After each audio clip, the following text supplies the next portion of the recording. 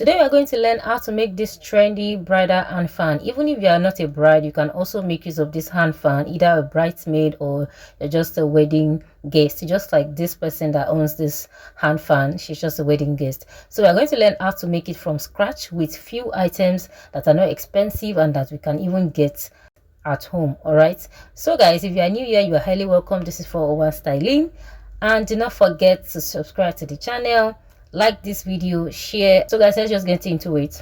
Here are the things that we're going to be needing. You're going to need a plastic boning 8 mm, about 2 yards of it, a masking tape, your fabric of your choice, and if you have a lace material, you can also make use of it.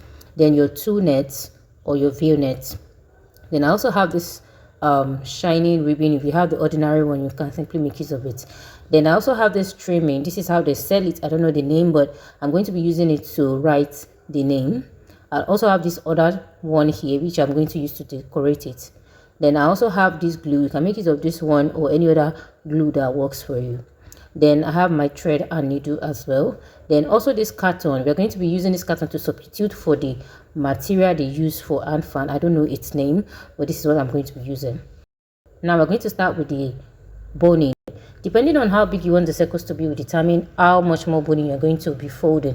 But here I just have about 2 yards. I'm going to fold all of this and I'm going to divide into 4, just like you see me doing. But if you want a particular measurement, you can use about 20 inches or more, depending on how big you want the circles to be. So once I'm done cutting it, I'm going to fold it and I'm going to secure it with a masking tape. Place it on each other like this. Make sure it overlap about 1 inch or ½ inch. Okay, then you're going to use your masking tape to wrap that point to secure the bones together.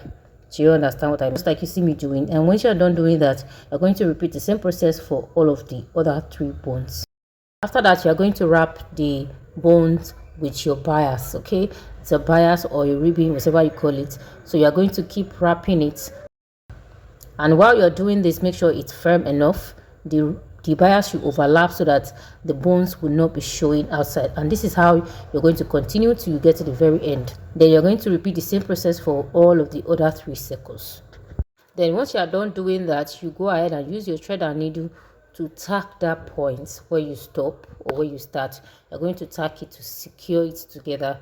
Although your needle might not penetrate the plastic bone, but just find a way to tack the ribbons together just to make sure that it doesn't loosen.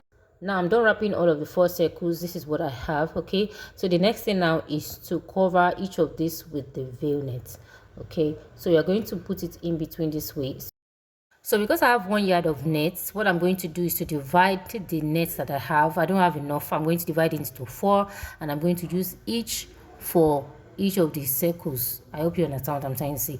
This method is just for you to manage the nets. Okay, so you place the circle in between the nets this way and make sure you align it. You fold it at the edge like so. When you are doing this, make sure it's firm. Make sure it's very firm. It should not be too tight so that it will not deform the shape of the bone. Do you understand me? To not change it from circle to something else, but make sure it's firm enough. You wrap it this way. Okay, you make sure it's firm, then you use your thread and needle to secure it. It's either you tie it this way or you tie and tack at the same time. So this process I'm going to repeat for the other circles as well. So when you're done tying like that, you cut off the excesses. Then I'm also going to go ahead and use my thread and needle to tack it down one more time, just to make sure that it is more secure. So this is optional. You wrap and tie it very well. There might be no need of you tacking it again. So whatever I do on this first one, I'm going to do on all of the other 3 pieces. So once I'm done with that, we're going to move to the next step. So now the next thing we're going to do is to arrange the circles, place it on each other like so, making it form like an Olympic shape. Then you tack it together. So you can do this one after the other. I'm going to do these first 2. Then once I'm done with that, I'm going to do the second 2. Okay, I'm done tacking the 4 together. Okay, you go ahead and arrange it very well.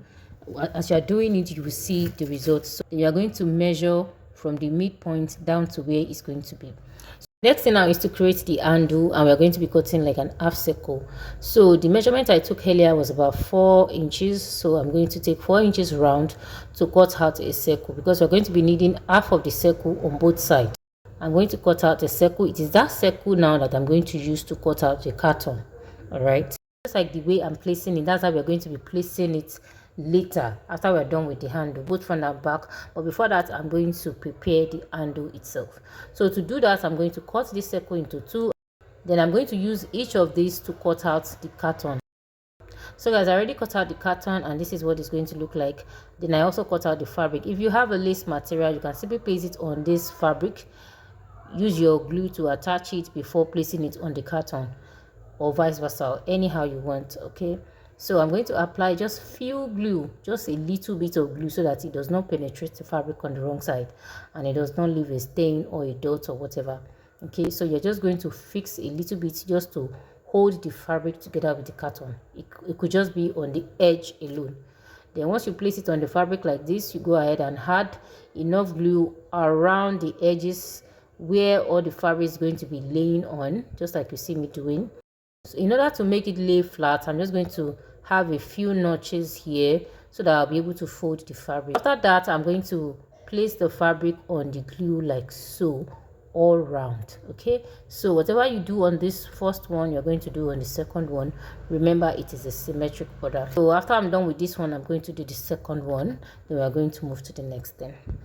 So guys, I'm done covering the 2 cartons, and it's ready for us to use. Now we're going to place it on these circles like so, as you can see, to form like an arc. All right, then you do it one after the other. By the time you place the second one, it's going to cover the wrong side of the first one. Okay, so now we're going to do it one after the other.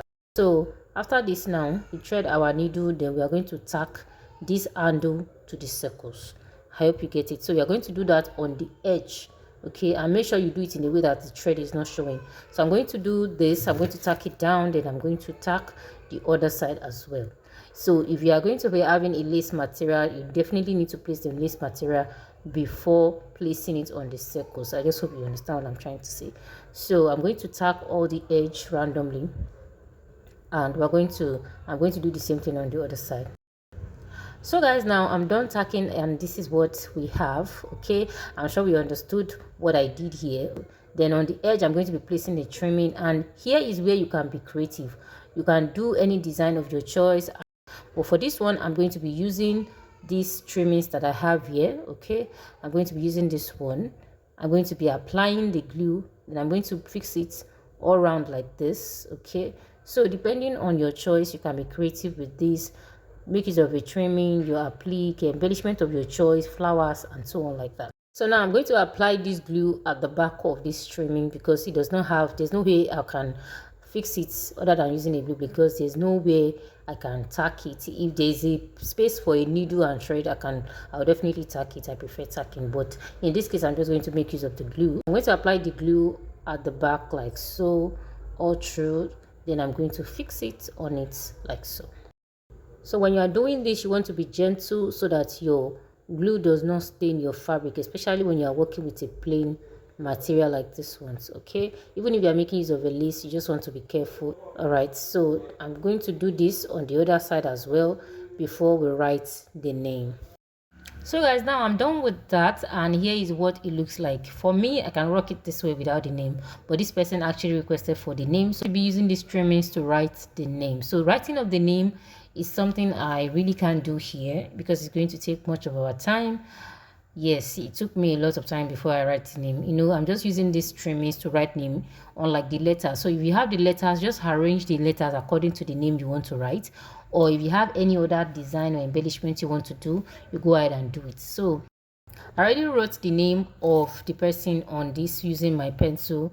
So I'm going to go ahead and follow what I wrote and write. So I already wrote the name of the person using a pencil. That is why it's not bold enough. Then after writing the name, I'm just going to use the remaining trimmings to cover these down parts. I'm done writing the name, and this is what it looks like. Okay, so whatever name you want to write, you go ahead and do that. Okay, so the next thing and the final touch is just this handle part. I'm going to be fixing this on this down part. I feel like this one is a bit wide, so I'm going to cut or maybe I should use this one, but then I settled for this first one. So guys, that'll be all for this tutorial. Thank you very much for watching. If you find it helpful, kindly click on the like button, share this video, drop your thoughts in the comment section. What do you think about this design? If you are yet to subscribe to the channel, kindly do so now by clicking on the subscribe button, turn on the notification bell so that whenever I drop a new video, you'll be the first person to know. Until we meet again in my next tutorial, bye bye and take care of yourself.